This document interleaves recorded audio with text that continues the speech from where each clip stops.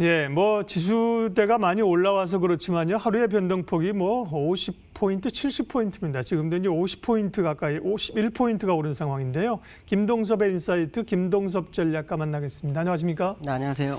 미국 시장이 이제 어제는 휴장이었고요. 수요일 바이든 대통령 취임 이후에 어떤 신정부에 대한 허님은 상승세 이런 걸 좀 기대하고 있는데 어떻게 보세요?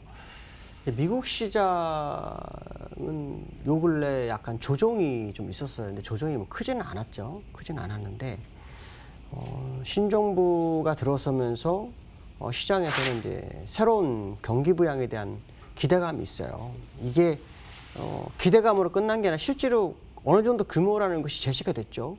1조 9천억 불에 대한 경기 부양책이 이게 나왔어요. 재정 부양책인데요.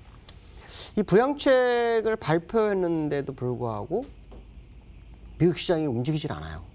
오히려 그 추세선 상단에서 뚫고 가야 될 재료라고 판단했는데 그 재료로서의 역할을 아직 다 하지 못했어요.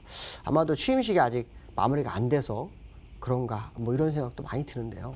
미국에서는 굉장히 지금 혼란스러운 상태가 있어요. 내일이 취임식인데 뭐 리허설이 연기됐다, 취임식이 연기됐다 이런 얘기도 뭐 많이 나오고 있고 실제로 미군이 25,000명 정도가 워싱턴 DC에서 봉쇄를 하고 있다 뭐 이런 얘기가 나오거든요. 이런 부분을 보면은 지금 미국이 굉장히 혼란스럽기 때문에 20일이 지나야 더 정확한 방향성이 나오지 않을까 뭐 그런 생각이 상당히 드는 상황이다라고 말씀드릴 수 있는데요. 어쨌든 현재 미국 시장은 기술적으로 뭔가 방향성을 제시해야 될 거다라는 생각이 많이 듭니다. 사실 부양책을 줬는데 주가가 빠진 이유로 보면은 뭐 소비 부진 뭐 이렇게 나오거든요. 당연히 코로나 때문에 소비 부진은 나올 수밖에 없기 때문에 사실 그게 악재는 아닌 것 같습니다. 그래서 여기서 많이 치고 가지 못한다면 저희가 모르는 악재가 있는 거고요. 여기서 많이 치고 간다면 지난번에 말씀드린 것처럼 뭐 3,000포인트, 4,000포인트 뭐 더 가도 할 말이 없는 기술적 분석이다라고 보시면 되는데요. 기술적으로 보시면은 현재 자리가 똑같죠. 아무것도 변화가 없어요. 하나가 있다면 윗꼬리가 길어졌다라는 거죠. 그래서 이달 20일이 지나면 취임식 이후에 바이든 행정부가 이제 지속이 된다면 도대체 어떤 모습일 건지는 좀 봐야겠죠. 근데 1조 9천억 불에 대한 부분이 되게 중요하지만 사실은 그 외에 뉴스가 여러 가지가 있어요. 법인세 인상 가능성에 대한 얘기, 그다음에 자넷 옐런이 재무부 장관이 되죠. 연준 의장이었는데 그가 트럼프 시절에 했었던 그 약세, 달러 약세를 안 할 거다. 그러니까 의도적으로 달러 약세를 안 할 거라는 얘기를 했거든요. 그 얘기는 달러 약세가 안 하면 달러 강세 가능성이 굉장히 높죠. 그러면은 우리나라 같은 원달러는 약세 가능성이 굉장히 높아지는 거죠. 그래서 그들의 어떤 정책이 지금 부양책과 맞아떨어지지 않는 거죠. 그러니까 부양책을 할 때는 뭐 달러 약세를 하든지 무슨 뭐 금리를 법인세를 인하하든지 뭐 금리를 인하하든지 이런 게 맞아떨어져야 힘을 발휘하는데 부양책을 하려고 하는데 나머지는 경기 부양책과 반대적으로 약간 유동성을 회수하거나 뭐 이런 식의 모습 아니면은 시장 투자가들의 투자에 대한 마인드가 꺾일 수 있는 내용들이 상당히 많다. 자, 그렇기 때문에 사실 20일 이후에 방향성이 미국의 방향성이 정확하지 않을까 이런 판단을 한번 해봐야 될 것 같고요. 중요한 것은 이 자리에서는 항상 무슨 재료가 나왔는데 일단 호재는 나온 것 같아요. 그리고 악재가 나오는지 이거는 좀 봐야 되는데요. 미국의 혼란 상황을 다 막으려면 대형 이슈의 뉴스가 하나 나와야 되죠. 대형 이슈의 뉴스가 호재인지 악재인지는 뭐 지켜봐야 되겠지만 일단 1조 9천억 불에 대해서 나와버렸기 때문에 다른 어떤 재료가 하나 나와야 될 거예요. 지금 미국의 불확실성을 다 덮으려면 그게 뭔지는 한번 지켜봐야 되지 않을까 뭐 이런 생각을 말씀드릴 수 있고요. 두 번째로는 우리나라 시장이 굉장히 변동성이 크죠. 뭐 3,000포인트 올라왔으니까 당연히 변동성이 커요. 그래서 어저께도 이재용 그 삼성전자 부회장이 법정 구속이 됐다라는 게 2시 한 10분 나오면서 삼성전자가 한 4% 밀어냈어요. 4% 밀어내면서 주가를 확 흔드는 그런 모습이 나왔죠. 그래서 어저께 반대 매매가 약 400억이 좀 넘게 나왔어요. 근데 이게 10여 년 내 최대치거든요. 1일 기준으로. 보통은 100억, 150억, 맥스 200억 정도 나오는데 거의 2배. 그만큼 지금 시장에서는 비투가 굉장히 심한 거죠.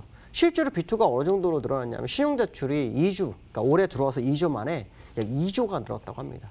그러니까 지금 시장은 상승에 대한 어떤 유동성의 에너지가 있는 건 사실이지만 역으로 그 안에는 B2라는 이런 부분이 시장을 누를 수 있는 재료도 있는 상황이 아니냐 이런 생각을 한번 해봐야 될 것 같습니다. 근데 저는 개인적으로 사실 B2는 반대합니다. 왜냐하면 주가가 좋았을 때는 그게 이익이 날 확률이 상당히 높지만 반대로 행보를 한다든가 아니면 주가가 밀리기 시작하면 이 B2는 계좌를 깡통으로 양산하게 됩니다. 실제 저도 증권사에서 있어봐서 그 B2 때문에 반대 매매 나가는 거 봤거든요. 요즘은 뭐 반대 매매 나가기 전에 며칠 동안 미리 알려드리긴 하는데 과거에서는 바로 나갔어요. 하한가로요. 그렇게 되기 때문에 사실은 내 계좌 손실이 굉장히 커지죠. 그래서 B2는 좀 자제하는 게 맞다라는 게 말씀드리고 싶고요. B2가 유동성이 많으니까 역사적으로 증가하는 건 사실일 거예요. 근데 이거는 결국 그 유동성 함정으로 가는 상황이 될 수 있다 정도로 해석을 해봐야 될 것 같습니다. 그 다음에 세 번째로는요. 시장이 굉장히 변동성이 굉장히 강해요. 어저께 장대 음봉으로 장이 마감했는데 현재 장대 양봉이에요. 시간상으로는 지금 10시 40분 정도 됐는데 장대 양봉이 벌써 섰어요. 그래서 어저께 하락부분을 전부 다 만회하는 그런 모습인데요.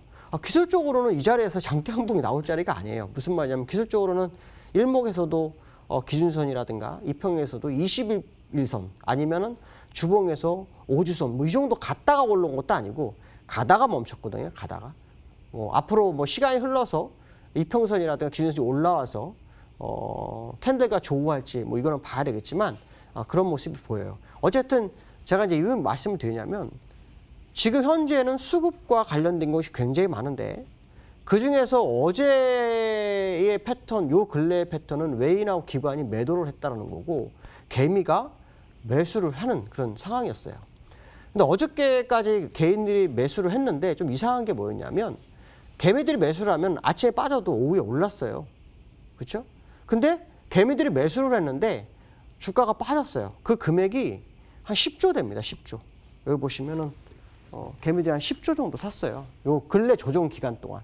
근데 주가가 올라오지 못하고 약간 흔들리는 모습이 나왔거든요. 그래서 저는 이 개미가 그동안 시장을 이끌어가는 그 개미가 아니고 다른 개미인가? 라는 생각이 드는데요. 차이점이 하나 있었어요. 무슨 말이냐면 이 상황 동안에 선물 개미가 매도를 하니까 주가가 빠졌고요. 오늘 매수를 하니까 올라요.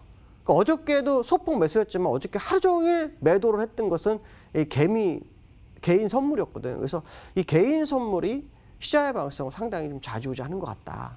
그러나 분명한 것은 뭐냐면 외인하고 기관은 오늘 받아주고 있는 건 사실이지만 근래 매도 추세였기 때문에 어설프게 받으면 외인들이 돌아왔다는 생각을 하시면 안 돼요. 적어도 요 아까 보시면 일자별로 잠깐 보여드릴게요. 일자별로 보시면요. 금액으로 보면은 계속 매도를 하잖아요. 기관도. 그러니까 한 기관도 조 단위로 들어와야 진짜예요. 그것도 뭐 하루 이틀 정도 연속으로. 그러니까 지금 개인이 잘 팔고 있구나 생각하면 안 되고요. 이건 뭔가 순구 잘못된 거고요. 이 기관이나 외인들이 시장을 진입해 주는지가 이제부터가 정말 3천 이상에서 뭐 과속 방지턱에서 속도가 줄었다? 그러면은 그 과속을 다시 낼 때는 누가 들어야 될까요? 개미가 들어야 될까요? 아니에요. 외인이나 기관이 들어야 돼요. 그들이 팔았으니까. 그러니까 외인과 기관이 들어오지 않는다면 그런 과속 방지턱이 아니라 어쩌면은 고속도로를 지나가가지고 도로가 없는 곳에 들어간 거일 수도 있어요. 그걸 잘 생각하셔야 돼요. 과속 방지턱이냐, 도로 안으로 들어간 거냐. 그렇다면 도로 안으로 과속 방지턱이고 고속도로라면 기관들의 매수세는 필연일 것이다. 그들이 이 정도 들어와가지고는 어림없다는 거죠. 그동안 파는 게 있으니까. 그 물량이 시장에 들어오지 않는다면 지금 반등이 들어오는 게 믿을 수 없는 것일 수도 있어요. 일시적으로 너무 많이 빠졌기 때문에 이 물량을 끌어올리기 위해서 주수를 약간 끌어올리기 위해서 끌어올리는 것일 수도 있죠. 만약에 그게 아니라 그런다면 일시적인 반등일 수 있어요. 그러니까 주의해야 되는 시점이에요. 결론적으로 제가 말씀드리고 싶은 요지는 그거예요. 개미들이 샀는데도 주가가 밀렸는데 개미들이 파니까 눌릴 때 잘 샀다 이렇게 생각하시면 안 돼요. 선물 흐름이 다른 거였거든요. 기관들이 방지턱인지 아니면 정말 고속도로 다시 연장선인지를 확인시키는 작업을 꼭 해줘야 될 거다. 기관이 최소한 기관만큼 들어와야 된다는 거. 기관이 오늘 2천억 들어왔지만 이렇게 들어온 게 아니라 조 단위로 하여튼 2, 3일 정도 들어오는지를 확인하면서 매매하는 게 더 시장의 방향성을 확실하게 가져가는 그런 상황이 아닐까 이렇게 말씀드리고 싶습니다. 오늘 여기까지 하겠습니다. 감사합니다. 예, 김동섭 전략가님 함께했습니다. 코스피는 강하게 50포인트 가까이 오르고 있지만 말씀하신 것처럼 기관 가운데도 이제 금투 중심의 매수이기 때문에 연속성에 대한 고민을 좀 해봐야 되겠고요. 개인들은 오늘 팔고 있기 때문에 반등이 좀 강한 반등이 조금 당혹스러운 그런 또 날이기도 합니다. 네, 시장공감텐 오늘은 여기까지 하겠습니다. 함께해 주셔서 고맙습니다.